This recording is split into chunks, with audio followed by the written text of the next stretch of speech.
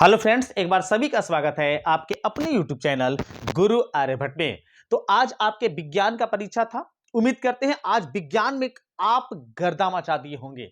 आइए एक बार जल्दी से हमसे जुड़ के अपने अपने आंसर का मिलान कर लीजिए कि आपके कितने सही किए हैं और आप कितने प्रश्नों का सही और सटीक जवाब दे पाए हैं। क्योंकि आज हम आपको बता दें कि यहां जो भी हम आपको बताते हैं वो 100% शुद्ध और सटीक बताया जाता है। किसी प्रकार की कोई भी गलती आपको इस वीडियो में देखने को नहीं मिलेगी।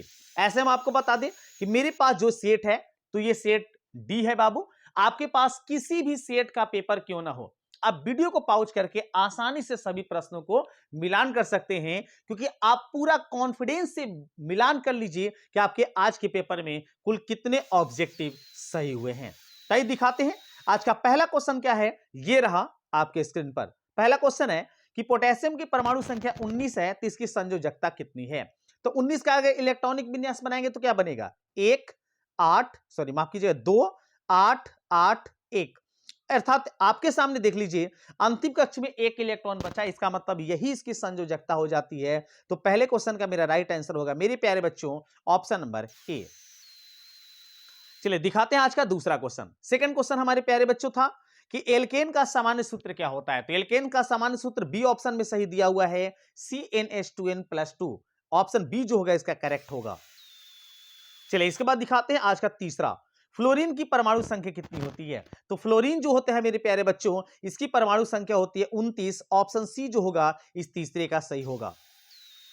चार को देखते हैं। चार आपका सामने क्वेश्चन था मेरे प्यारे बच्चों कि कोई विलयन लाल लिटमस को नीला कर देता है तो इसका पीएच मान कितना होगा। इसका पीएच मान चूंकि लाल को नीला कर दिया है, पीएच मान जो होगा 7 से अधिक होगा। इस प्रश्न का सही बताएंगे ऑप्शन नंबर बी को।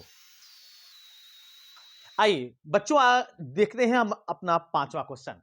पांचवा प्रश्न था कि ऑक्सीजन का परमाणु भार क्या होता है। तो ऑक्सीजन की परमाणु भार होता है मेरे प्यारे बच्चों 16 और परमाणु द्रव्यमान पूछा परमाणु संख्या पूछा तो होता 8। लेकिन प्रश्न में पूछा गया परमाणु भार, इसलिए हम कहेंगे ऑप्शन सी जो होगा 16 ये इसका करेक्ट आंसर होगा। अगला प्रश्न देख लीजिए 6 नंबर में, बॉक्साइट निम्नांकित में किस धातु का अयस्क है। तो बॉक्साइट जो है एल्युमिनियम का एक प्रचलित अयस्क होता है, इसलिए सही होगा इसका ऑप्शन नंबर सी। चलिए प्यारे बच्चों जल्दी से देख लीजिए सातवां, धातुओं की क्रियाशीलता का सही क्रम कौन सा है। तो अगर इसमें सही क्रम आप मिलाएंगे तो ऑप्शन ए इस करेक्ट होगा, सोडियम उसके बाद जिंक मैग्नीशियम और कॉपर। इसके बाद दिखाते हैं मेरे प्यारे बच्चों आठवां नंबर, आपको एक रासायनिक अभिक्रिया दिखाई गई है, आपको बताना कि ये किस प्रकार की रासायनिक अभिक्रिया है। तो देखिए फेरस जो है अलग हो गया और एल्युमिनियम ऑक्सीजन से जाके अभिक्रिया कर लिया। और अगर कोई ऐसा अभिक्रिया होता है तो इसको विस्थापन अभिक्रिया कहते हैं। द्विविस्थापन अभिक्रिया के नाम से इसे नहीं जाना जाता है, एकल विस्थापन या फिर विस्थापन अभिक्रिया के नाम से इसे जाना जाता है। ऑप्शन सी जो होगा आठवां का सही होगा। आइए प्यारे बच्चों 9 नंबर देखिए, 9 में क्या जवाब होता है। निम्नांकित में किसमें रंध्र के छिद्र घिरे रहते हैं। तो रंध्र के जो छिद्र होते हैं वो वात रंध्रों से घिरे होते हैं मेरे प्यारे बच्चों। 9 का राइट आंसर होगा ऑप्शन नंबर सी। आइए इसके बाद देख लीजिए 10 नंबर, कौन सी गैस श्वसन क्रिया में मुक्त होती है। तो जैसा कि आप लोगों को पता होगा कि हम ऑक्सीजन ग्रहण करते हैं और कार्बन डाइऑक्साइड जो है मुक्त करते हैं। तो मेरे प्यारे बच्चों इसका सही जवाब होगा carbon dioxide, option D. Carbon dioxide श्वसन क्रिया में मुक्त होती है। 11 को देख लीजिए, निम्न में कौन किस रंग की प्रकाश किरण प्रकाश संश्लेषण के लिए सबसे ज्यादा प्रभावी है। तो प्रकाश संश्लेषण के लिए जो सबसे ज्यादा प्रभावी मेरे प्यारे बच्चों होता है वो होता है ऑप्शन नंबर ए अर्थात हरा। 11 आप अगर हरा लगाए होंगे तो एकदम आप सही करके आए हैं। आइए इसके बाद मिलाते हैं आज का 12वां क्वेश्चन। प्रश्न क्या है मेरे प्यारे बच्चों, तो ग्लूकोज के पूर्ण ऑक्सीकरण से क्या मुक्त होता है। तो ग्लूकोज के मुक्त होने की जो क्रिया होती है कार्बन डाइऑक्साइड, ऊर्जा और जल, ये तीनों के तीनों मुक्त होते हैं, इसलिए सही बताएंगे इसका ऑप्शन नंबर डी, इनमें से सभी। अगला प्रश्न देख लीजिए, अगला प्रश्न मेरे प्यारे बच्चों है 13 नंबर में। प्रश्न क्या है, तो कोशिका झिल्ली किस प्रकार की झिल्ली है। तो कोशिका झिल्ली को अर्ध पारेगम्य झिल्ली के नाम से जाना जाता है। 13 हम सही कहेंगे ऑप्शन नंबर सी। फिर से हम आपको बता दें कि अगर मेरे चैनल पर नए होंगे तो जरूर चैनल को सब्सक्राइब कर लीजिएगा और वीडियो को लाइक करके अधिक से अधिक दोस्तों में इसे शेयर कीजिए, ताकि सभी लोग अपना अपना जल्दी जल्दी आंसर वो भी 100% शुद्ध मिलान कर सकें। एटीपी का विस्तारित रूप क्या है? तो एटीपी का विस्तारित रूप मेरे प्यारे बच्चों होता है एडिनिल थाइमिन डाइफॉस्फेट। मतलब ऑप्शन डी जो होगा इसका करेक्ट होगा। 14 हम कहेंगे option number D is correct. 15 को देख लीजिए। 15 आपके सामने आया था कि स्टार्च की उपस्थिति की जांच के लिए किस विलयन का उपयोग किया जाता है? तो मेरे प्यारे बच्चों इसका उपयोग किया जाता है आयोडीन का। इसका सही जवाब होगा ऑप्शन नंबर ए। इसके बाद दिखाते हैं 16 नंबर। 16 को देखिए, प्रकाश संश्लेषण की दर निम्न में से किस कारणों पर निर्भर करती है? तो कारण इसके जो होते हैं वो प्रकाश के गुण पर और प्रकाश की मात्रा दोनों पर निर्भर करता है मेरे प्यारे बच्चों।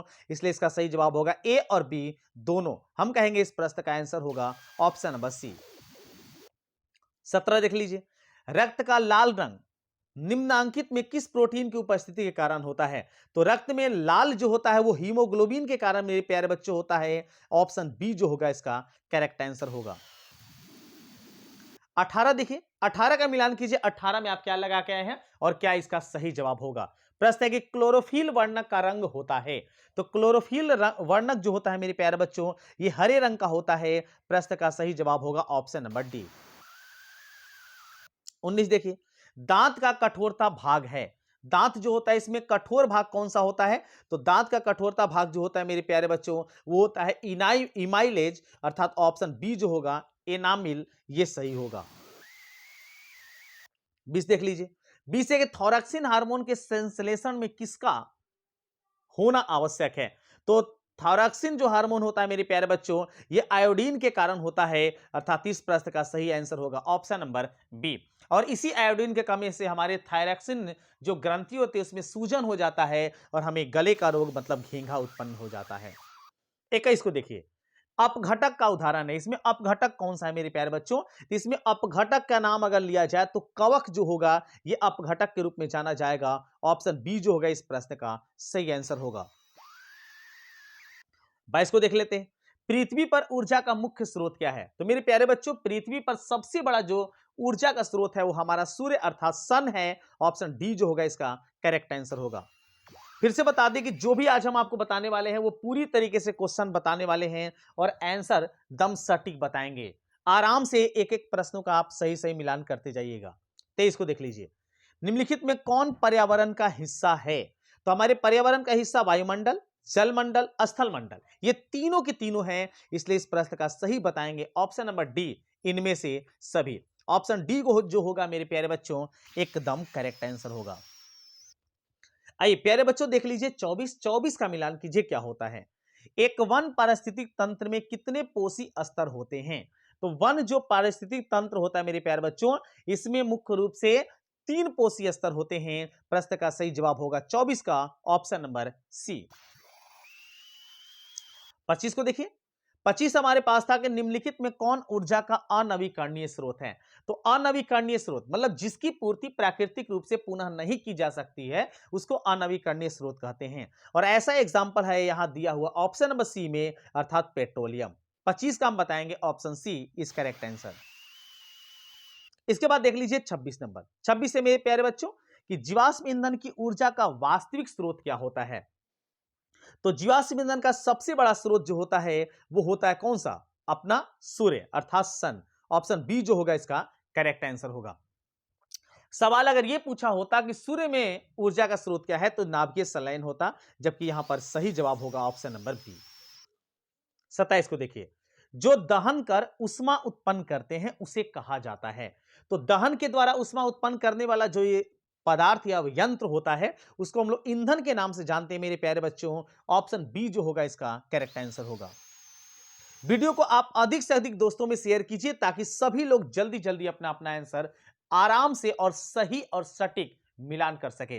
प्रश्न 28 क्या है देख लीजिए, यूरो 2 का संबंध क्या है? तो यूरो 2 का संबंध मेरे प्यारे बच्चों होता है वायु प्रदूषण से। ऑप्शन ए जो होगा इस 28 का एकदम सही आंसर होगा। 29 को मिलान कीजिए प्यारे बच्चों। 29 है कि श्वेत प्रकाश में वर्ण विक्षेपण उत्पन्न करता है।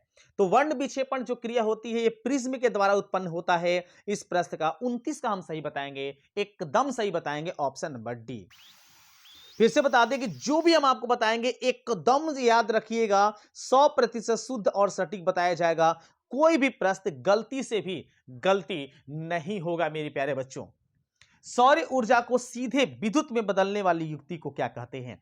तो सौर ऊर्जा को विद्युत ऊर्जा में बदल रहा है, तो ऐसे ऊर्जा, ऐसे युक्ति को हम लोग सौर सेल कहते हैं मेरे प्यारे बच्चों। ऑप्शन सी जो होगा एकदम करेक्ट आंसर होगा।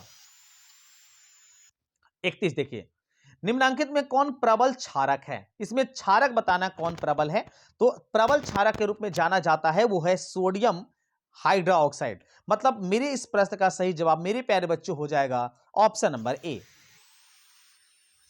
32 देखिए, शुष्क बर्फ का रासायनिक सूत्र क्या होता है? तो शुष्क बर्फ जो होता है वो एक प्रकार का ठोस कार्बन डाइऑक्साइड होता है मेरे प्यारे बच्चों, इसलिए सही जवाब बताएंगे CO2। Option B is correct, क्योंकि ठोस कार्बन डाइऑक्साइड या कार्बन डाइऑक्साइड गैस हो, सूत्र अणु सूत्र हमेशा एक ही होता है CO2। आइए इसके बाद दिखाते हैं आपको 33 नंबर, फल पकाने वाला हार्मोन। एकदम आसान क्वेश्चन पूछा था और आप आराम से 40 प्रश्नों का सिलेक्शन कर लिए होंगे। एकदम क्वेश्चन देख के मजा आ गया, गदगद हो गया आज का मियाज। तो फल पकाने वाला हार्मोन क्या होता है मेरे प्यारे बच्चों? तो वो होता है एथिलीन। ऑप्शन ए जो होगा इस 33 का एकदम सही जवाब होगा। आइए मेरे प्यारे बच्चों जल्दी से दिखाते हैं आज का 34वां क्वेश्चन, गोबर छत्ता क्या है? तो गोबर छत्ता जो मेरे प्यारे बच्चों है वो एक प्रकार का मृत जीवी है। ऑप्शन ए जो होगा इस 34 का सही आंसर होगा। 35 को देख लीजिए, ओजोन का आणविक सूत्र क्या होता है? तो मेरे प्यारे बच्चों ओजोन का आणविक सूत्र O3 होता है, अर्थात इसका सही आंसर होगा ऑप्शन नंबर बी। कवक में पोषण की कौन सी विधि होती है? तो कवक जो होता है उसमें पोषण की जो विधि होती है मेरे प्यारे बच्चों वो मृत जीवी होता है। ऑप्शन सी के साथ इस 36 में बढ़ेंगे आगे। 37 को देख लीजिए, 37 है कि पारिस्थितिक तंत्र में ऊर्जा का प्रवाह होता है। तो पारिस्थितिक तंत्र में ऊर्जा का प्रवाह हमेशा और हमेशा एक दिशीय होता है मेरे प्यारे बच्चों। ऑप्शन ए जो होगा इसका करेक्ट होगा। आज पूरे 80 के 80 क्वेश्चन हम आपको बताने वाले हैं, एक भी प्रश्न गलती से भी गलती नहीं होगा और छूटेगा भी नहीं आपसे। 38 मिलान कीजिए, मानव हृदय में कितने कोष्ठक होते हैं? कई बार हम बता चुके हैं कि मानव हृदय में कोष्ठकों की संख्या टोटल 4 होती है। ऑप्शन डी जो होगा इसका एकदम सही आंसर होगा। 39 मिलाइए, विकासीय दृष्टिकोण से हमारी किस से अधिक समानता होती है? तो हम अधिक समानता चिंपांजी से माने जाते हैं, अर्थात प्रश्न ए इज राइट आंसर। 39 का सही होगा ऑप्शन नंबर ए। जिस क्वेश्चन में आपको प्रॉब्लम होता है वीडियो को पॉज करके दूसरे ग्रुप वाले, दूसरे सेट वाले जो लोग हैं आराम से अपना मिलान कर सकते हैं एकदम लीडर होके, क्योंकि यहां जो भी बताया जाएगा आपको मेरे प्यारे बच्चों एकदम सही बताया जाएगा। इसलिए वीडियो को जरूर अपने दोस्तों में शेयर करेंगे। दूध से दही बनने में निम्नलिखित में कौन सी अभिक्रिया होती है? तो दूध से दही बनता है किण्वन विधि से, तो इसका सही जवाब होगा ऑप्शन नंबर बी। 40 देख लीजिए, निम्नांकित में किस लेंस को अपसारी लेंस कहते हैं? तो अपसारी लेंस बोला जाता है मेरे प्यारे बच्चों अवतल लेंस को। ऑप्शन ए के साथ यहां बढ़ चलेंगे आगे। 42 देख लीजिए, दृश्य प्रकाश में किस वर्ण का तरंग दैर्घ्य अधिकतम होता है? तो तरंग दैर्घ्य जो सबसे ज्यादा होता है मेरे प्यारे बच्चों लगभग लाल का होता है और बैगनी का सबसे कम होता है। तो अधिकतर पूछा गया है, इसका मतलब इस सवाल का सही जवाब होगा ऑप्शन नंबर सी। 43 को देख लीजिए, प्रतिरोध का मान बढ़ाने के लिए प्रतिरोधों को जोड़ा जाता है। तो प्रतिरोध का मान बढ़ाना और प्रतिरोधों को जोड़ना है, तो उसे जोड़ा जाएगा किसमें? तो प्रतिरोधों का मान तब बढ़ता है जब उसे श्रेणी क्रम में जोड़ा जाता है, और यह श्रेणी क्रम देखिए कहीं ऑप्शन में नहीं है, इसलिए इस प्रश्न का सही जवाब मेरे प्यारे बच्चों हो जाएगा ऑप्शन नंबर डी। और प्रतिरोधों का मान घटाने के लिए उसे समांतर क्रम में जोड़ा जाता है। आइए मेरे प्यारे बच्चों इसके बाद बताते हैं आज का 44, किस उपकरण में धन और ऋण चिन्ह का उपयोग नहीं होता या चिन्ह नहीं होता है? तो कुंडली एक ऐसा पदार्थ है जिसमें पॉजिटिव और नेगेटिव चिन्ह नहीं होता है। प्रश्न का सही बताएंगे ऑप्शन नंबर डी। 45 देखिए, एक अभिसारी किरण पुंज समतल दर्पण पर आपतित होती है, तो परावर्तित किरण पुंज कैसा होगा? तो देखिए अगर अपसारी किरण पुंज है और समतल दर्पण आपतित हुआ है, तो परावर्तित जो होगा उसकी प्रकृति एकदम चेंज हो जाएगी। तो अभिसारी है वो अपसारी बन जाएगा, अपोजिट हो जाता है समतल दर्पण पर प्रकाश पड़ने के बाद। आइए मेरे प्यारे बच्चों इसके बाद दिखाते हैं आज का 46 नंबर क्वेश्चन। एकदम आसान प्रश्न पूछा गया था और उम्मीद करते हैं 40 क्वेश्चन का सिलेक्शन तो आप यूं ही चुटकी बजा के दम आराम से कर लिए होंगे। चुंबकीय फ्लक्स का SI मात्रक वेबर। चुंबकीय फ्लक्स का SI मात्रक मेरे प्यारे बच्चों होता है ऑप्शन नंबर सी वेबर। आइए 47 को दिखाते हैं। एक एमीटर के शून्य से तथा दो ए अंकों के साथ 20 विभाग में है, तो एमीटर का अल्पनांक कितना होगा? तो बस क्या करना था, दो को आपको 20 में भाग लगा देना था। कैलकुलेशन करते तो 1/10 आता, और 1/10 का वैल्यूएशन का मतलब मेरे प्यारे बच्चों 0.1 हो जाता, और ये दिया गया किस ऑप्शन में? बी ऑप्शन में। इस प्रश्न का सही जवाब होता ऑप्शन नंबर बी। 48 को देख लीजिए। 48 है कि यदि किसी प्रतिरोध समांतर क्रम में हो तो उसका समतुल्य प्रतिरोध क्या होगा? तो समांतर क्रम में अगर जोड़ा जाता है तो समांतर क्रम में जोड़ने पर जो समतुल्य प्रतिरोध होता है उसका मान बाकी प्रतिरोधों से मेरे प्यारे बच्चों कम हो जाता है। बाकी प्रतिरोधों से क्या होता है? कम हो जाता है। इसका मतलब यह है कि इसका सही जवाब होगा प्रतिरोध प्रत्येक से कम होता है। ऑप्शन बी के साथ इस 48 में बढ़ेंगे आगे। आइए इसके बाद बच्चों देखते हैं आज का 48 के बाद 49वां। किस दर्पण की फोकस दूरी चिन्हों की परिपाटी के अनुसार ऋणात्मक मानी जाती है? तो दर्पण माइनस में कौन माना जाता है? कई बार हम अपने सेशन में अपने इसी YouTube चैनल पर आपको बता चुके हैं कि ऋणात्मक अवतल दर्पण होता है मेरे प्यारे बच्चों। इसका सही जवाब होगा ऑप्शन नंबर बी, अवतल दर्पण। आइए 50 को देखते हैं। अवतल दर्पण में आवर्धित काल्पनिक प्रतिबिंब बनाने के लिए वस्तु को कहां रखा जाए? तो आवर्धित और काल्पनिक बनाना है तो फोकस और ध्रुव के बीच रखा जाएगा, अर्थात इसका सही जवाब होगा ऑप्शन नंबर ए। आइए आइए बच्चों इसके बाद दिखाते हैं 51। 51 देखिए कितना आसान प्रश्न। प्रश्न है कि प्रकाश के अपवर्तन के कितने नियम हैं? कई बार हम आपको बता चुके हैं कि प्रकाश के अपवर्तन हो या परावर्तन, दोनों के दो दो नियम होते हैं मेरे प्यारे बच्चों। ऑप्शन बी जो होगा इस 51 का सही होगा। 52 को मिला लीजिए। 52 है कि किस माध्यम के अपवर्तनांक का मान क्या होता है? तो माध्यम का अपवर्तनांक म्यू बराबर मेरे प्यारे बच्चों होता है, और ये हो जाता है साइन आई। इसका मान होता है साइन आई बटा में साइन आर, और ये देखिए किस ऑप्शन में है? ए ऑप्शन में। 52 का सही होगा मेरे प्यारे बच्चों ऑप्शन नंबर ए। 53 को देख लीजिए। लेंस की क्षमता का ऐसा ही मात्रक बताइए। तो लेंस की क्षमता का ऐसा ही मात्रक मेरे प्यारे बच्चों होता है डायप्टर। ऑप्शन डी के साथ इस प्रश्न में बढ़ चलेंगे आगे। 54 मिलाइए। अवतल लेंस में आवर्धन का मान बराबर होता है, तो लेंस में आवर्धन का मान v बाई यू होता है, और दर्पण में पूछा होता तो माइनस v बाई यू, लेकिन लेंस पूछा गया है इसलिए सही बताएंगे ऑप्शन नंबर सी को। चलिए इसके बाद बच्चों दिखाते हैं 55। हीरे का अपवर्तनांक कितना होता है? तो हीरा का अपवर्तनांक मानिएगा तो उसका मान होता है 2.42। ऑप्शन डी के साथ बढ़ेंगे आगे। 56 देख लीजिए। एक प्रिज्म कितने सतहों से घिरा होता है? तो प्रिज्म जो होता है मेरे प्यारे बच्चों 5 सतहों से मिलकर बना होता है। ऑप्शन डी के साथ। यहां चलिए जल्दी से बढ़ते हैं आगे। 57 मिलान कीजिए। अभिक्रिया जिसमें आयनों का आदान प्रदान होता है, तो आयन का आदान प्रदान होता है वैसी रासायनिक अभिक्रिया को बोला जाता है द्विविस्थापन अभिक्रिया। ऑप्शन बी के साथ इस 57 में बढ़ चलेंगे आगे। चलिए इसके बाद दिखाते हैं मेरे प्यारे बच्चों 58। बताना कि निम्नलिखित में कौन संतुलित रासायनिक समीकरण समीकरण जो है संतुलित नहीं है? तो डी ऑप्शन में जो दिख रहा है ये रासायनिक अभिक्रिया संतुलित नहीं है, क्योंकि देखिए ऑक्सीजन यहां पर 6 है और यहां पर ऑक्सीजन दिखेगा तो आपको 5 ही दिखेगा। इस प्रश्न का सही जवाब होगा ऑप्शन नंबर डी, बाकी को देखना भी नहीं आपको। नेक्स्ट अगला क्वेश्चन देखिए। किसी भी उदासीन विलयन का पीएच मान क्या होता है? तो उदासीन विलयन का पीएच मान मेरे प्यारे बच्चों होता है 7, जो दिया गया है ऑप्शन नंबर सी में। अगला क्वेश्चन देख लीजिए। निम्नांकित में से प्राकृतिक सूचक कौन सा है? तो प्राकृतिक सूचक जो इसमें आपको दिख रहा है वो हमारे पास है हल्दी। हल्दी जो एक तरीके का प्राकृतिक सूचक है जो अम्लीय और क्षारीय प्रवृत्ति की स्पष्टीकरण कर देता है, ज्ञान दे देता है। 61 को मिलान कीजिए। धोबिया सोडा का रासायनिक सूत्र क्या होता है? तो मेरे प्यारे बच्चों धोबिया सोडा का रासायनिक सूत्र जो होता है वो होता है Na2CO3 × 10H2O, अर्थात सोडियम बाइकार्बोनेट डेकाहाइड्रेट, जो दिया गया किस ऑप्शन में मेरे प्यारे बच्चों? ऑप्शन नंबर सी में।